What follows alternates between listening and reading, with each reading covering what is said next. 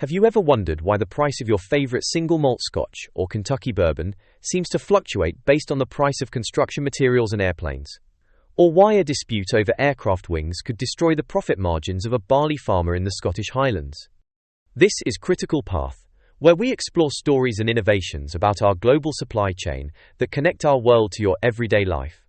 Today we are diving into one of the most inadvertently hilarious, yet economically devastating, sagas in the history of global trade. We are talking about the Whiskey Wars. This is a story about how retaliatory tariffs disrupted a global supply chain, created absolute nightmares for inventory managers, and turned a simple glass of brown liquor into a geopolitical hostage. So grab a drink, maybe a cheap one, after you hear this story, and let's get into it. To understand why a bottle of Kentucky straight bourbon or a nice single malt Scotch acts the way it does on the shelf, we have to look at airplanes and construction materials. I know it sounds ridiculous. But, in the grand theatre of global economics, everything is connected. The root of this entire conflict lies in two separate, yet totally conflated, trade disputes. First, we have the Section 232 tariffs. Back in 2018, the United States imposed tariffs on steel and aluminum imports. The justification? National security. Apparently, the powers that be decided that Canadian aluminum was a direct threat to the American way of life. Then, you have the second dispute. This one is a 16-year-old grudge match between Boeing and Airbus. It is essentially a fight over who illegally subsidize their airplane manufacturers more. It is a classic case of, he said, she said, but with billions of dollars and international trade laws involved. Now you might be asking yourself, what on earth does a steel beam or a jet engine have to do with my old-fashioned? Here is where the supply chain gets weaponized. And folks, this is where the story gets petty. When the European Union wanted to retaliate against those US steel tariffs, they did not just decide to tax US steel. That would be too simple, that would be too logical.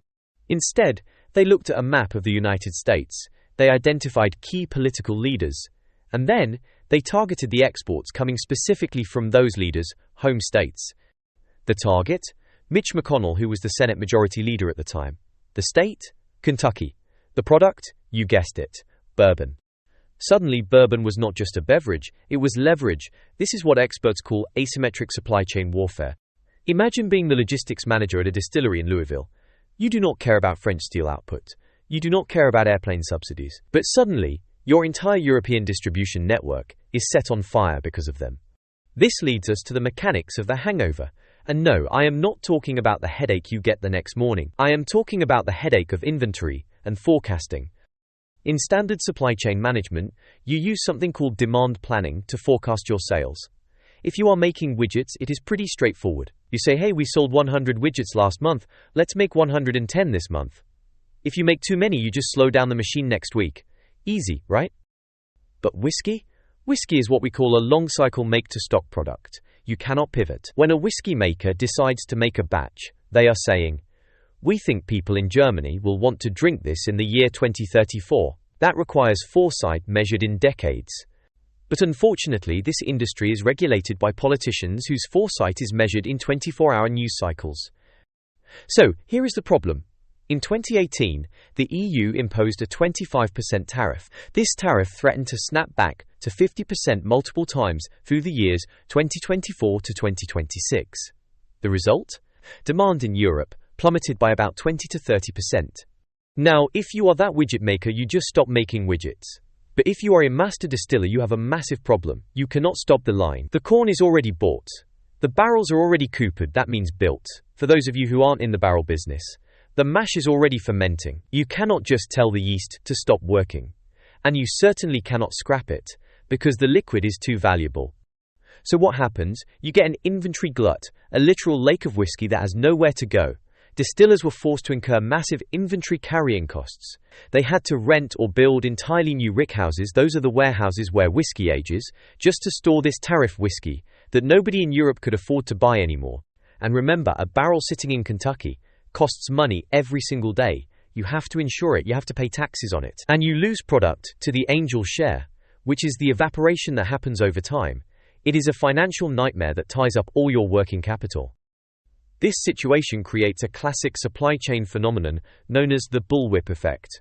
Because there was a glut of inventory, distillers eventually had to slash production. They stopped making as much new whiskey because their warehouses were full of the old stuff.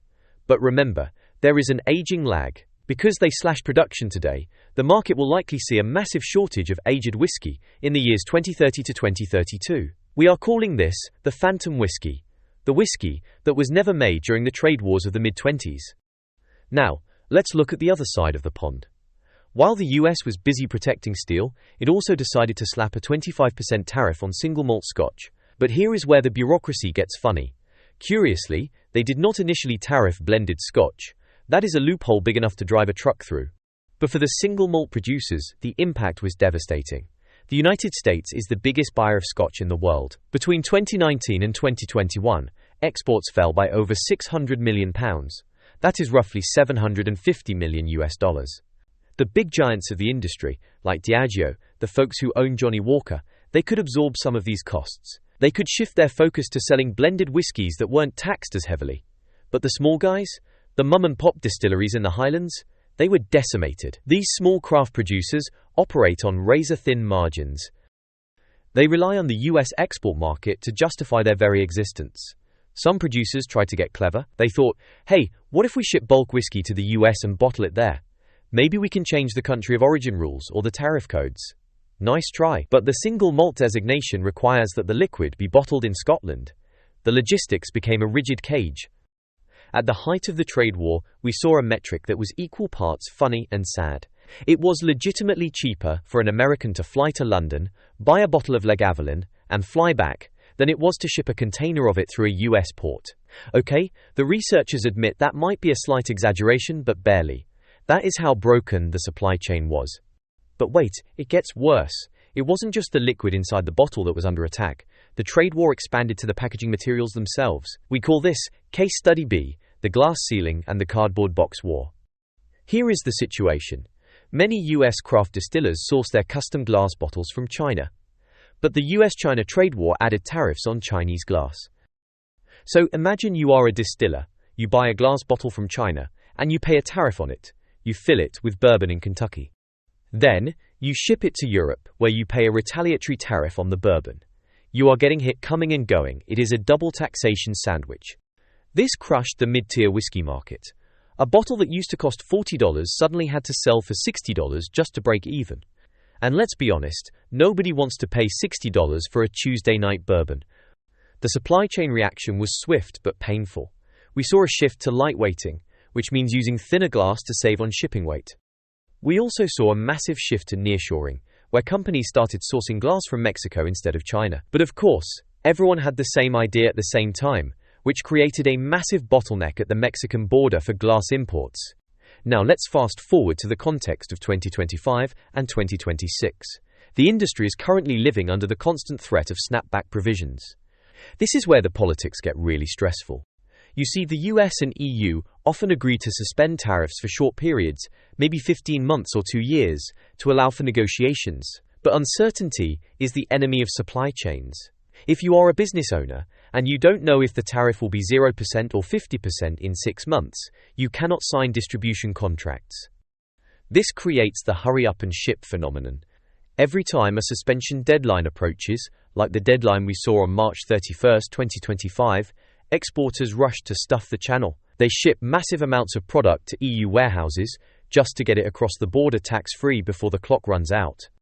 The result is massive warehousing costs in ports like Rotterdam and Hamburg. And then, once the deadline passes, there are months of zero shipments because the market is flooded. The logistics curve ends up looking like a heart attack monitor on a hospital screen. And we cannot forget about our neighbors to the north. An often overlooked theater of this war is the US-Canada border. This is the Canadian standoff. In response to US tariffs on Canadian steel and aluminum, Canada applied retaliatory tariffs on US whiskey. Now, Canadian consumers are generally known for being polite, but in this case they were petty. There was a massive Buy Canadian movement. Bars started removing Kentucky bourbon from the rail, that is the slot for the cheap pouring alcohol, and replaced it with Canadian rye. Here is where the supply chain gets sticky. Once a bar changes its rail contract, it does not change back easily. US bourbon lost share of throat that it might never get back. This illustrates a concept called vendor stickiness. Once you force a customer to find a substitute, they might just realize they prefer the substitute.